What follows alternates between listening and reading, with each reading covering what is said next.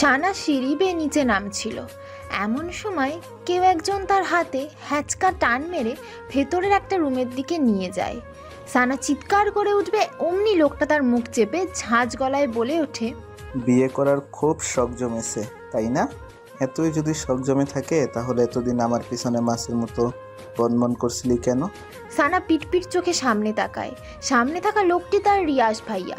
শুধু রিয়াজ ভাইয়া বলে ভুল হবে, ভালোবাসার মানুষও বলা যায়, যাকে সে এতদিন একপাক্ষিক ভালোবেসে এসেছে।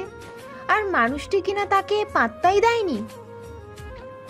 আর আজ সেই সানাকে বরপক্ষ দেখতে এসেছে, অমনি তারা হাঙ্গামা শুরু হয়ে গেছে।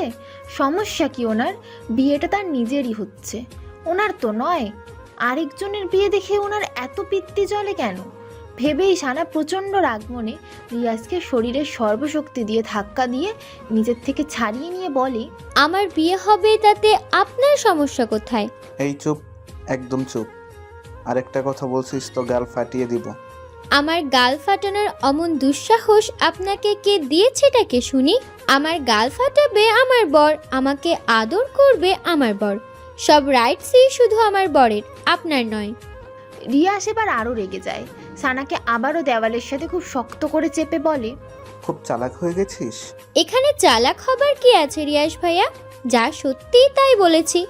সানা, তুই কিন্তু বেশি বাড়াবাড়ি করতেছিস। তুই বুঝতেছিস না তুই আরেকজনের মন নিয়ে খেলতেছিস? আমি তো কারোর সাথে প্রেমই করিনি, তাহলে কারো মন নিয়ে খেলার প্রশ্নই আসে না। ওই বটগাছের মতো লম্বা ছেলেটাকে পেয়ে আগের সব ভুলে গেলি? বাহ! কদিন বাদে তার অর্ধাঙ্গিনী হব, তার সাথে জীবনের বাকিটা সময় কাটাবো। অতীতকে টেনে এনে বর্তমান ভবিষ্যৎকে কেন নষ্ট করব? তাছাড়া অতীত আমাকে বড্ড কাঁদিয়েছে, অমন অতীত আমি মনে রাখতে চাই না। রাগ উঠাস না আমার। আপনি রাগ করেন বা রাগগুলোকে লাড্ডু বানিয়ে খান, তাতে আমার কিছুই যায় আসে না। আর আপনি আমাকে এভাবে ধরে রেখেছেন কেন? কেউ এই অবস্থায় দেখে ফেললে আমাকে খারাপ ভাববে, পরে আমার বিয়েটাও হবে না। ছাড়ুন আমায়। বলেই সানা রিয়াজকে এক ঝটকায় সরিয়ে দেয়। তৎক্ষণাৎ রিয়াজ রাগে পাশে থাকা মাটির ফুলদানিটা ফ্লোরের ওপর খুব জোরে ছুঁড়ে মারে। রিয়াজের এমন উদ্ভট বিহেভে সানা সতর্ক চোখে রুমের দরজার দিকে তাকায়, কেউ যদি দেখে ফেলে।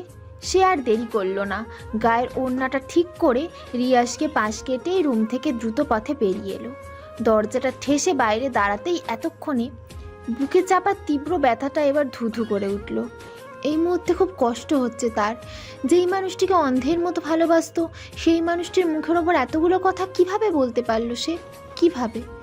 এমন সময় নিচ থেকে ফুপির ডাক পড়ে, এই সানা, নিচে আয় তো দেখি একটু। সানা তত্তর করে চোখের পানি মুছে নিচে নামে।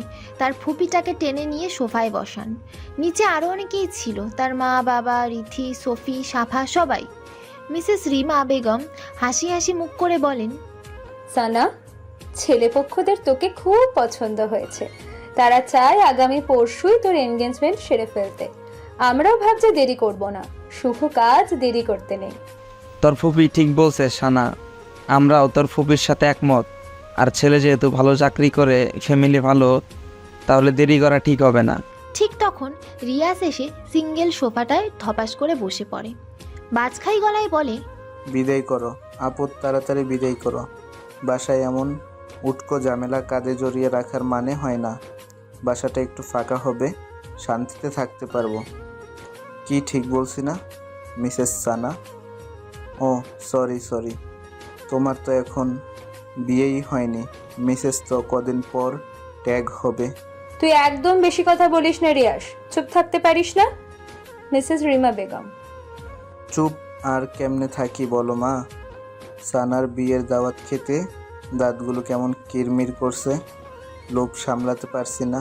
রিয়াসের কথায় সানা জবাব দেয়নি।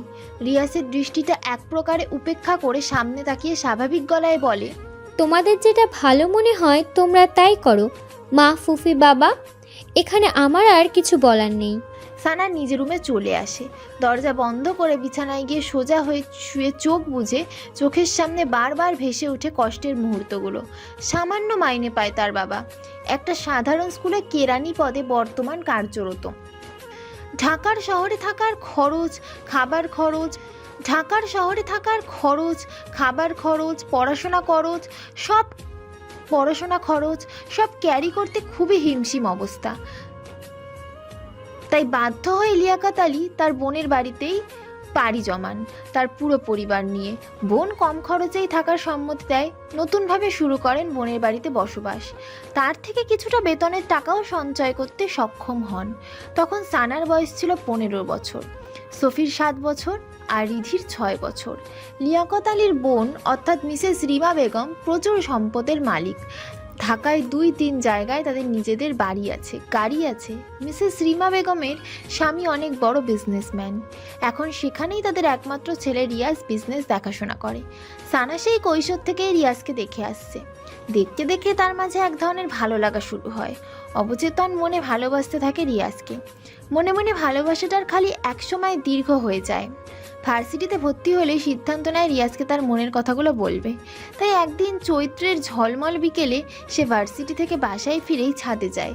ছাদে প্রতিদিন বিকেলে রিয়াজ টাইম পাস করে, সবুজ প্রকৃতি দেখে, গান শোনে, বই পড়ে ইত্যাদি। সানা সেদিন টিপে টিপে পায় রিয়াজের সামনে গিয়ে দাঁড়ায়। ভাইয়া বিজি? রিয়াজ ফোন থেকে মুখ তুলে বলে, কিছু বলবি? কি বলবি তাড়াতাড়ি বল। বললেই তো আবারও মোবাইলে মুখ গুজে। মানে ভাইয়া। সানা ইতস্ততই পড়ে, কিভাবে তার কথাটা শুরু করবে ভেবে পাচ্ছে না। তা দেখে রিয়াজের রাগ উঠে যায়। মোবাইলে গেমস খেলছে আর এই মেয়েটা আসছে নাটক করতে। নাটক পাটক শেষ করে বিদায় তো হবে, বিরক্তি যত সব। আজীব। ভাইয়া আমি আপনাকে খুব ভালোবাসি। হোয়াট? আমি সত্যি বলছি, আমি আপনাকে খুব ভালোবাসি। কেন এতটা ভালোবাসি আমি নিজেও জানি না। রিয়াজ কিছুক্ষণ মৌন হয়ে থাকে। সে হয়তো এমনটি আশা করেনি। তারপর ফস করে একটা শ্বাস ছেড়ে সানাকে বলে, ভার্সিটি থেকে আসছিস মনে হয়, খুব ক্লান্ত তুই। ফ্রেশ হয়ে খাবারটা খেয়ে লম্বা একটা ঘুম দে যা। বলেই আবারও মোবাইল ঘাঁটতে থাকে। সানার 2 চোখের কোল বেয়ে 2 ফোঁটা পানি বেরিয়ে আসে। রিয়াজ দেখার আগেই পানিটুকু সানা মুছে নেয়। কিন্তু রিয়াজ আর সানার দিকে তাকায়নি, তাকানোর প্রয়োজনও বোধ করেনি। সানার খুব বুক ফাটা কান্না পায়, কিন্তু সে কাঁদতে পারেনি। হৃদয় ভাঙা মন নিয়ে ছাদ থেকে নেমে আসে। তাকে ছাদ থেকে নেমে আসতে দেখে তার ফুপি মিসেস রিমা বেগম বেশ অবাক হন, কারণ তার ছেলে এখন ছাদে। এই মেয়ে আবার এই সময় ছাদে গিয়েছে কেন? সেই রাতেই তিনি সানাকে ডেকে পাঠান। সানা ওনার সামনে এসে দাঁড়াতেই বলেন, এই বাড়িতে তোদের কম খরচে থাকতে দিই, খেতে দিই, সব কিছুতেই তোদের সুবিধা দিই। ইদানিং দেখতেছি তুই আমার ছেলের আশেপাশে ঘুরঘুর করতেছিস। আমার একটা মাত্র ছেলে, কত আদরে তা তো তুই জানিস। তাকে নিয়ে আমার কত স্বপ্ন, কত আশা। তোর কাছে আমার অনুরোধ, আমার ছেলের থেকে দূরে দূরে থাকবি। সেদিন সানা তার ফুপির কথার পিঠে কোনো জবাব দিতে পারল না। কথাগুলো সত্যি। আসলেই তো সে ওনার ছেলের পেছনে ঘুরঘুর করে। সেদিন ওনার কথাগুলো এবং রিয়াসের প্রপোজাল রিজেক্ট সানাকে খুব পীড়া দেয়। সেদিনই মত পরিবর্তন করে ফেলে। তার ফুপিদের অর্ধেক ভরসায় তার পরিবারের মাথা গুঁজে আছে, বেঁচে আছে। যদি তাকে নিয়ে তার ফুপি উল্টোপাল্টা কিছু ওঠায়, তাহলে তার পরিবারের প্রতিটি মানুষের জীবন কতটা সংকটাপন্ন। তারপরে তার ছোট 2 ভাই বোন আছে, তাদেরও তো একটা গতি করতে হবে। না, আর কিছুতেই ভাবা যাবে না। আর কিছু সে ভাবতে পারল না। ডিসিশন ফাইনাল করলো যে রিয়াস নামের এই লোকটাকে কষ্ট হলেও ভুলে যাবে বলেছে। ভুলে যাবে বলেইছে বলে কি সে নিজেকে স্বাভাবিক রেখেছে? সেই রাতে তার সে কি কান্না! দলা বেঁধে বেঁধে চাপা কান্নাগুলো বেরিয়ে আসতে থাকে। কাঁদতে কাঁদতে ক্লান্ত হয়ে যায়, তারপর আবার কাঁদে। বলা যায় পুরোটা রাত এভাবেই শেষ হয় সানার। তারপর সানা খুব শক্ত হয়, আর 5 দিনের মাথায় সে বাবা মাকে বলে তার জন্য ছেলে দেখতে। সে বিয়ে করবে আর পড়াটা স্বামীর ঘরেই চালিয়ে নেবে। মা বাবা প্রথমে একটু অবাক হয়, কিন্তু অবাকের সীমাটা বেশিক্ষণ না নিয়ে মেয়ের কথা খুশি মনে মেনে নেয়।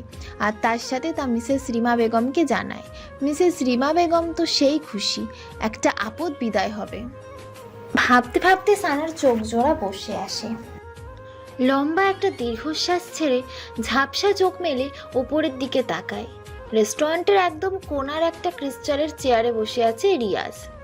তার হাতের সামনে একটা কোকা কোলার বোতল পড়ে আছে। তার চোখ মুখ গোমড়া ভাব, গোমরার মাঝে রাগের ছাপ স্পষ্ট। রিয়াসের এখনও বিশ্বাস হচ্ছে না মাত্র 25 দিনের মাথায় সানা এতটা পরিবর্তন হবে। এই তো কিছুদিন আগে মেয়েটি তার পেছনে আঠার মতো লেগে থাকতো,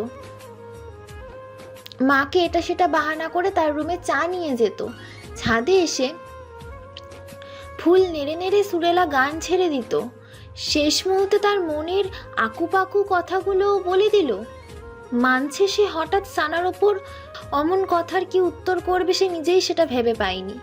আর এমনটা হওয়া স্বাভাবিক, কারণ ভালো লাগার মানুষটা যদি তার নিজের মনের কথাগুলো নিজেই বলে দেয় তখন তার খুশির সীমা থাকে না। অতি খুশিতে সে প্রায় বাকরুদ্ধ, স্তব্ধ হয়ে যায়।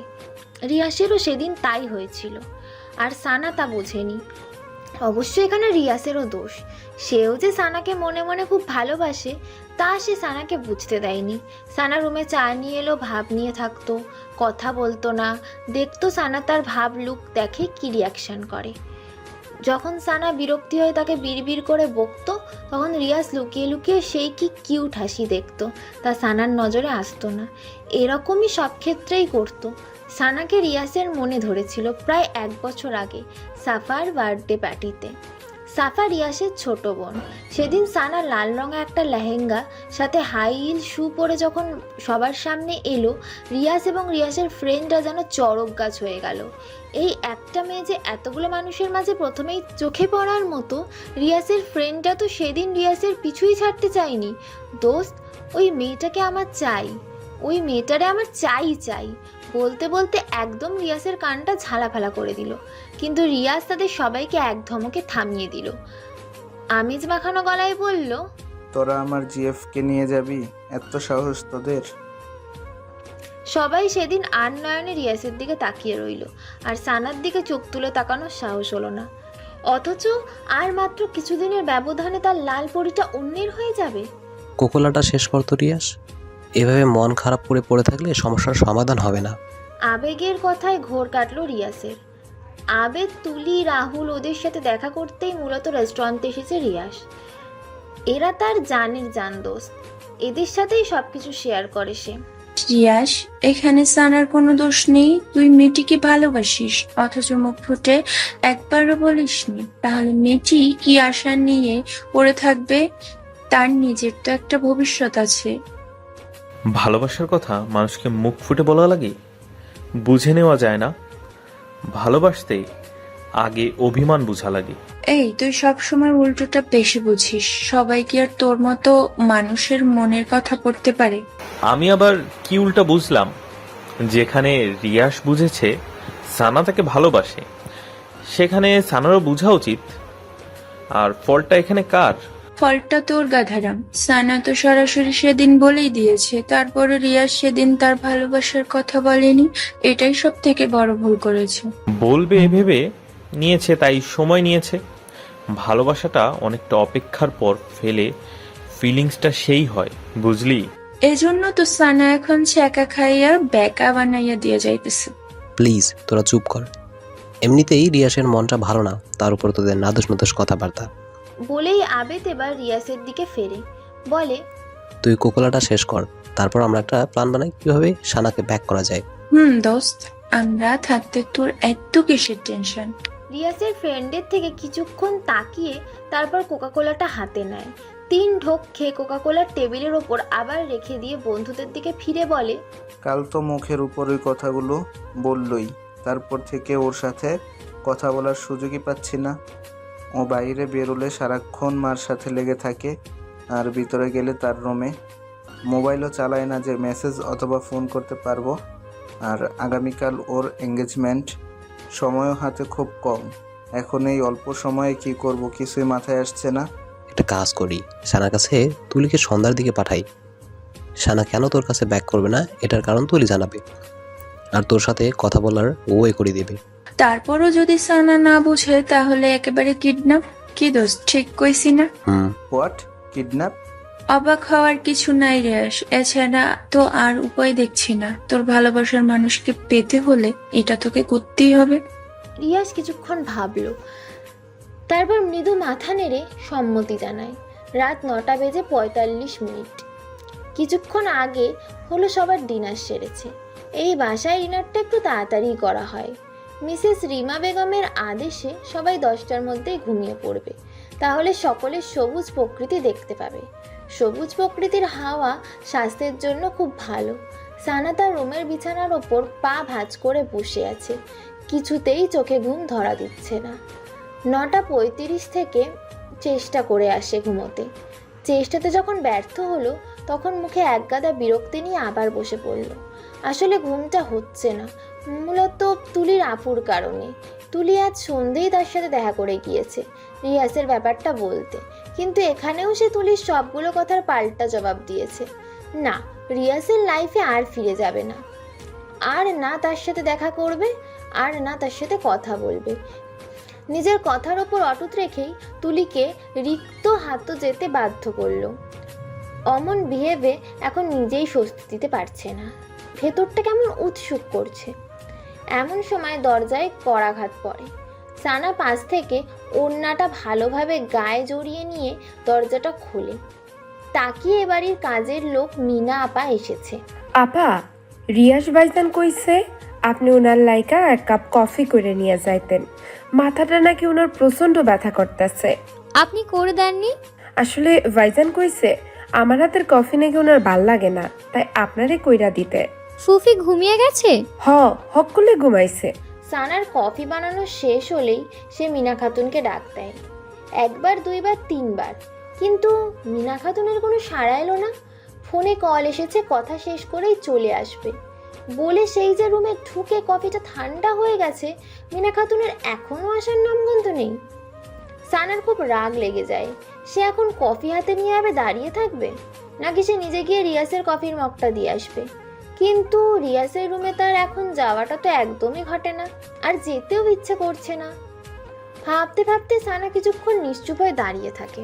কফি ঠান্ডা হলে কি আমার রুমে কফি নিয়ে যাবি? কারো কণ্ঠস্বরে সানার সদ্বিদ ফিরে আসে। সামনে তাকিয়ে দেখে রিয়াজ ভাইয়া স্ট্রেট পকেটে হাত গুজে দাঁড়িয়ে। রিয়াজকে দেখে সানার ভেতরটা থরথর করে কেঁপে ওঠে।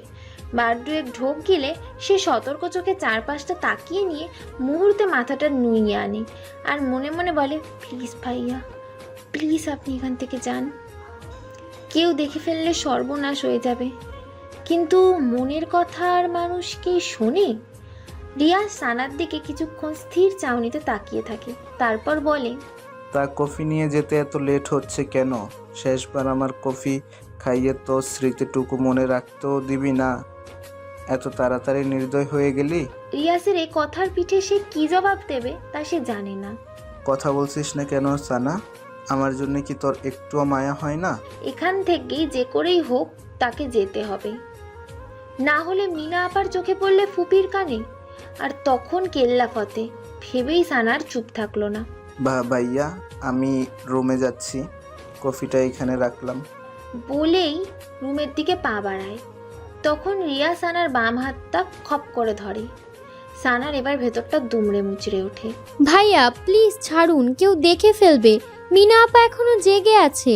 দেখলে দেখুক, আমি ভয় পাই না। তোর সাথে আমার এখনো অনেক কথা বলার আছে। আগে সব কথা শেষ করি, তারপর যাবি। এর আগে 1 পাও নড়তে পারবি না। কেন আমাকে বারবার বিরক্ত করতে আসেন? কেন আমাকে শান্তিতে থাকতে দিচ্ছেন না? তুই সত্যিই জানিস না কেন আমি এরকম করি? না, আর জানতেও চাই না। রিয়াসের চোখের দৃষ্টি এবার তীক্ষ্ণ হয়ে আসে। চরম আহত গলায় বলে, তুই আমাকে এত সহজে ভুলে গেলি? সানা চুপ হয়ে থাকে। রিয়াস এক ঝটকায় সানাকে সামনে টেনে আনে। এই, তুই তো আগে এরকম ছিলি না, তুই হঠাৎ এমন হয়ে গেলি কেন সানা? মনে পড়ে না আগের স্মৃতিগুলো একবারও? কদিন পর অন্যের ঘরে চলে যাবি। এতদিনে যে মানুষটার জন্যে গান গাইতিস, চা নিয়ে আসতিস, ভালোবাসার অনুভূতিগুলো জমা রাখিস, সেই মানুষটাকে ছেড়ে কিভাবে অন্যের ঘরে ভালোবাসা ছড়াবি? এতটা নির্দয়, পাষাণ, কঠোর তুই? সময় থাকতে ফুলের গোড়ায় পানি না দিলে সে ফুল কি আর তাজা থাকে? শুকনো পাতার মতো নেতিয়ে যায়। অবশ্য ইচ্ছাটারও তখন আর মূল্য থাকে না। রিয়া সানার হাতটা ছেড়ে দেয়। ফস করে একটা স্তব্ধ নিঃশ্বাস ছেড়ে বলে, আমার একটা অনুরোধ রাখবি সানা? এই শেষ একটা অনুরোধ। আর না আমি তোকে বিরক্ত করব, আর না তোকে জ্বালাবো। সানা কিছুক্ষণ চুপ থাকে, তারপর সম্মতি দেয়। রিয়াসের মুখে হাসি ফুটে ওঠে, বলে, আজ তুই আমার সাথে কফি খাবি? তাও কফিটা আমি নিজে হাতে বানাবো। কফি কোথায় খেতে হবে? ছাদে। আর মিনা আপাকে নিয়ে ভয় পাস না, সে দরজায় ছিটকানি লাগিয়ে অনেক সরি 96 ছাদে। আর মিনা আপাকে নিয়ে ভয় পাস না, সে দরজায় ছিটকানি লাগিয়ে তখনই ঘুমিয়ে দেশে তলিয়ে গেছে। নামার সময় দেখছিলাম, ভয় পাওয়ার কিছু নেই। আচ্ছা, এইটুকুই তো অনুরোধ? আর অন্য কোনো প্রসঙ্গ টেনে আনবেন না তো? ওহো, পাক্কা? একদম পাক্কা। তারপর রিয়াজ আগের কফিটা বেসিনে ফেলে দিয়ে সে নিজে আবার কফি বানাতে লেগে যায়। সানা অন্যদিকে তাকায়। তার কাছে কেমন অস্বস্তি লাগছে। মনে সন্দেহ হচ্ছে, এই হঠাৎ আমাকে নিজে হাতে কফি বানিয়ে খাওয়ার অফার করলো কেন? এর পেছনে এক্স্যাক্ট কোনো কারণ নয় তো? আচ্ছা, মিনা আপা যখন আমাকে বলেছিল রিয়াজ ভাইয়ার জন্য 1 কাপ কফি বানাতে, তখন আমার মনে হলো খুব ভালো লাগা একটা অনুভূতি হলো। এই শেষ সুযোগ প্রিয় মানুষটিকে নিজের হাতে কফি বানিয়ে খাওয়াতে। হয়তো এরকম সুযোগ আর কখনোই আসবে না। আফসোস, কষ্টমাখা মন নিয়ে কফি বানাই। ঠিক আমার মতো এখন রিয়াজ ভাইয়াও সেই রকম ফিল হচ্ছে না তো? হয়তো। পৃথিবীতে ভালোবাসাগুলো এত কষ্টের কেন? কতগুলো হাসি মুখের জন্য আরেকটা হাসি মুখে বিসর্জন করে দিতে হয়। এর নামই বুঝি নিয়তি। ভাবতে ভাবতে সানার চোখ জোড়া বসে আসে। ম্যাডাম, আপনার কফি। রিয়াসের কথার শব্দে সানার ঘোর কাটে। রিয়াসের কফি বানানো শেষ। সেটা সানার ভাবজগতের বিচরণের কারণে খেয়ালই আসেনি। সানা হালকা হাসির চেষ্টা করে। রিয়াসের হাত থেকে কফি মগটা নেয়। সানা হালকা হাসির চেষ্টা করে রিয়াসের হাত থেকে কফি মগটা নেয়। ছাদে যাওয়া যাক? সানা মাথা নেড়ে হ্যাঁ ইঙ্গিত করে। দুজনের হাতে কফির মগ, দৃষ্টি দূরের ওই অন্ধকারের দিকে। দুজনের দৃষ্টি দূরের অন্ধকার মাখা ওই ঝোপটার ওপর, আর উদাস দৃষ্টিতে নৈশব্দ মুখে দিকে দিকে কফিতে চুমুক। পাশাপাশি দাঁড়িয়ে নিস্তব্ধ রাতে প্রিয় মানুষটির সাথে কফি খাওয়ার এই মুহূর্তটা হয়তো তারা আর কখনোই ফিরে পাবে না। দূরের ওই অন্ধকারের মতোই ঢেকে যাবে সব। থাকবে আক্ষেপ, কষ্ট, দুঃখ ভরা রাত। ভাবনার মাঝেই চোখ ঝাপসে আসে সানার। মাথা ঘুরতে থাকে প্রচণ্ড। সানা মাথায় হাত রেখে কাঁপা কাঁপা গলায় বলে, আমার কাছে কেমন যেন লাগছে। পৃথিবীটা কেমন মাথার উপর ঘুরছে। আমি যেন পড়ে যাচ্ছি নিচে। প্লিজ ভাইয়া, ধরুন আমায়, ধরুন, পড়ে যাচ্ছি আমি। অমনি রিয়াজ সানাকে তার বাহু ধরে জড়িয়ে নেয়। তার হাত থেকে মগটা নিয়ে তার নিচে রাখে। সানা মুহূর্তে ঘন ঘন নাক ডেকে ঘুমের দেশে তলিয়ে যায়। তা দেখে রিয়াসের সে কি হাসি।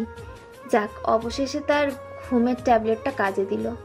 এবার কিডন্যাপ করা ইজি হবে। কল বাজতেই রাহুল এক হাতে মইয়ের ভর সামনে, অন্য হাতে পকেট থেকে ফোনটা বের করে।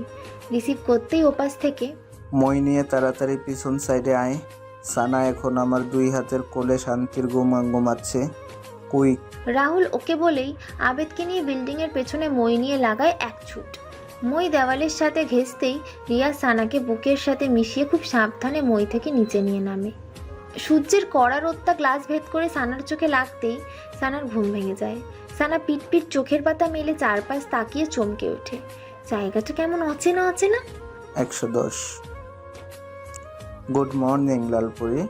কারো কণ্ঠস্বর শুনে সানা কাঁপা এবং ভয়ার্ত মাখা চোখে পাশ ফিরে তাকিয়ে দেখে তার রিয়াজ ভাইয়া বাথরুম থেকে বের হয়ে পাঞ্জাবির হাতা কোটাতে কোটাতে তার দিকে এগিয়ে আসছে। সানা মুহূর্তে স্তব্ধ হয়ে যায়। কখন জেগেছিস ঘুম থেকে? রাতে তো সেই লম্বা এক ঘুম দিছিলি। বলেই রিয়াজ হাসার চেষ্টা করে। সে হাসিতে রহস্যতা লেগে আছে। রিয়াজের কথাতে সানার তেমন ভাবান্তর হলো না। সানা চোখ জোড়া ক্রমশ তীব্র করে মনে চেপে রাখা কথাটা রিয়াজের দিকে ছুড়ে দেয়। আপনি আমাকে এখানে নিয়ে এসেছেন? রিয়াজ স্বাভাবিক ভঙ্গিমায় বলে, এখানে আমি এবং তুই ছাড়া আর তো কোন তৃতীয় ব্যক্তি দেখতে পাচ্ছি না। সো অমন মহৎ কাজটা আমি ছাড়া আর কে করবে বল? কিন্তু এখানে কেন এনেছেন? এখানে কেন এনেছি তা তুই এখনো বুঝিসনি? ওই কিডন্যাপ নাকি টিডন্যাপ কি যেন, ওইটাই মনে কর। বলেই রিয়াজ পেছনের চেয়ারটা সামনে টেনে সামনে ধপাস করে বসে। মুহূর্তে সানার চোখ মুখ আকাশসম বিস্ময়ে ছুঁয়ে যায়। আপনি এমন জঘন্য কাজটা কিভাবে করতে পারলেন? কিভাবে? এখন বাসার সবাই আমাকে কি ভাববে? মা, বাবা, ফুফি, ফুফা আমাকে কেউ আর ক্ষমা করবে? করবে না। বিয়ে করার খুব শখ জমেছিল, তাই তার প্রতিকারে এই বন্ধ ঘরটা তোর জন্য রেখে দিয়েছি। আপনি এতটা নীচ, নিজের কথাই ভাবলেন? একবারও আমার কথা, আমার সম্মানের কথা, আমার ফ্যামিলির কথা ভাবলেন না?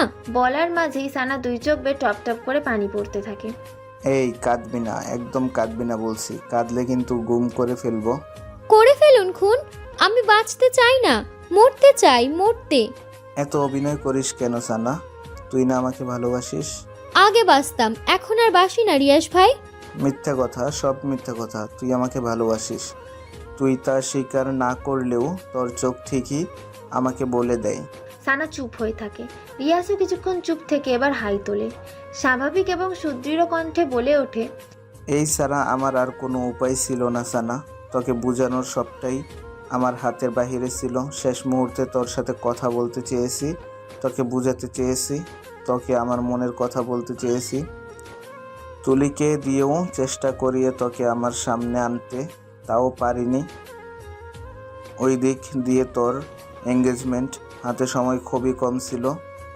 বলা যায় কিডন্যাপ করতে এক প্রকারে বাধ্য হয়েছি। তার জন্যে আমি তোর কাছে ক্ষমা চাইছি। সানা এবার কোনো জবাব দেয়নি। সানা চুপ থাকা দেখে রিয়াজ বলে, এখনো রাগ করে আছিস আমার উপর? আমার অত কিছু ভাবতে ভালো লাগছে না। বাসায় যাব আমি, ব্যাস বাসায় যাব। আমাকে বাসায় দিয়ে আসুন। এত অস্থির হচ্ছিস কেন? বাসা তো যাবি, আমি নিজেই তোকে বাসায় নিয়ে যাব, তবে এভাবে না। মানে কি বলতে চান আপনি? কিছু না, আমি এখন উঠছি, বাসায় যেতে হবে। দেরি হলে বাসায় যে হাঙ্গামা লাগিয়ে দিয়ে এসেছি তার উৎপাটন করবেটা কে শুনি? এমনিতেই কাল রাত তোকে কোলে নিয়ে দৌড়াদৌড়ি করতে করতে যান অর্ধেক শেষ।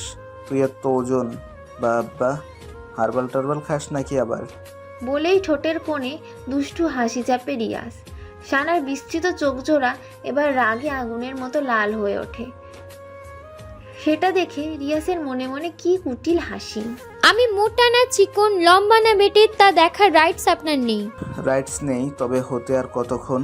কখনোই হবে না, আমি হতে দিব না। আমি এখন বাসায় যাব, আপনি নিয়ে যান অথবা নাই যান।